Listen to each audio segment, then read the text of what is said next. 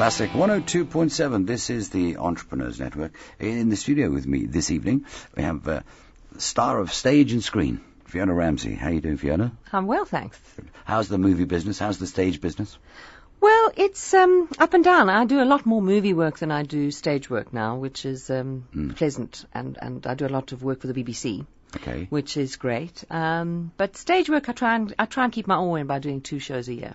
Okay. All right, but now we're talking about something else. We're talking about you helping people become successful in whatever it is they do. Tell us about that. It's happening in Feb. What is the project all about? It's quite interesting how it all came about. I actually run a vocal academy, Speakeasy Vocal Academy, which I started about 5 years ago, or now 10 years ago, I think. And it was dedicated to vocal coaching, using the principles of acting, really, what you teach actors. Because if you think about it, an actor has to sustain a performance and a character for 3 months sometimes on stage. Okay. And so I use the same sort of principles to train people in business, because they've got to project and be able to maintain that kind of the same quality, really, as an actor does. They've got to, Yeah. So that started, and in fact, Hermine Zyman was a student of mine, and she worked. She was in banking, and she discovered that it opened a whole world for her, a new world. So she left her job and started this, and she got me on board, which was quite incredible. It's called Project Success, and it's a series of master classes for business. Aimed at, and I'm part of the communication workshop. And so it's quite an interesting thing how it all came about. Absolutely. I mean, there are people out there that are starting businesses. There are people in the corporate world that need to do talks and seminars and be up there in front of people. And it's not an easy thing to do. I mean, for you, you've been doing it for years, but there are still those moments where you also feel apprehensive, I'm sure. Absolutely. And it's you sort of duping people in a way, because you're pretending to be very confident, or I just don't think that people realize how important communication is in business. In terms of, for example, cultural differences, which we encounter so often in this country, of course. And I always use the example of, for example, some people would say, "Would you close the door, please?" It's a question, but it's actually an order. Yes.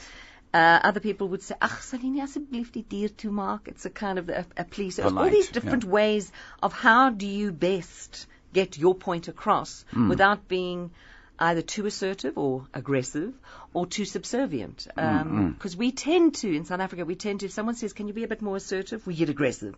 "Can you be a little more conciliatory?" we get very subservient. It's a kind of, those sort of balances I think are quite important. And of course, using the theatrical paradigm of in business of how best to use people's talents. Yeah. So someone who can be the spokesperson is the actor part. Right. Someone who can write the script is the person that is not so good necessarily at speaking. So I use that paradigm. But what the communication workshop starts from they use a kind of a paradigm, a personality paradigm, which is very, very popular in business training now. And so from that... explain that. What do you mean?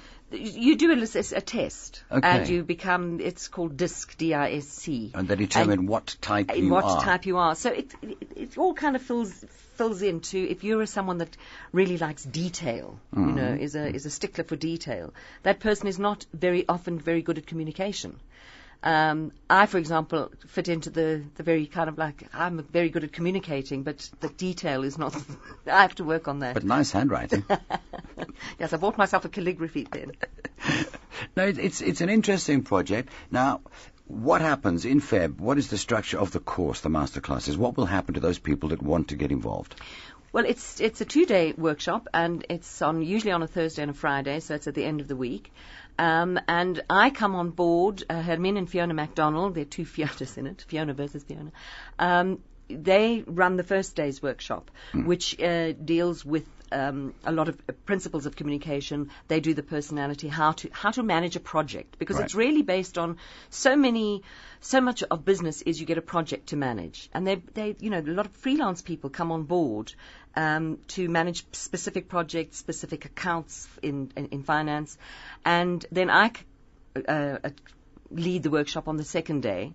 I start at about 11, and I talk about voice, the importance of voice, how we all speak. I currently work at the Park Lane on a medical team as well. Oh, really? With Dr. Speech therapy. Speech therapy. And I'm, in fact, going tomorrow afternoon to maybe enroll for an MA. Oh, it's just which is about voice. So I convey that, how important voice is and how much it reveals about you. Mm-hmm. Because in fact, a voice is like a fingerprint. Mm-hmm. And in fact, we are profiling voices far more in terms of criminology. So identikits are being kind of phased out because audially we recall much more than we do visually. That's which true. Is very interesting. Very interesting. So I kind of do a general workshop on that, and then we get down to nitty-gritties using the same paradigm that Fiona and her men have used the day before,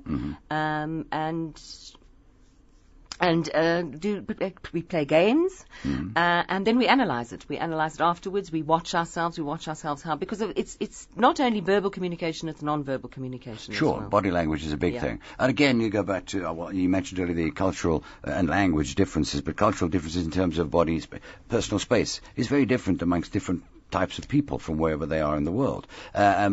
Gestures, eye contact, and all of those things. I would imagine very interesting and sometimes difficult to actually get different people to understand that it's completely the opposite in a different culture, whatever that gesture may be. Absolutely. And it's interesting because I worked at Tiffany in London when I was living in London.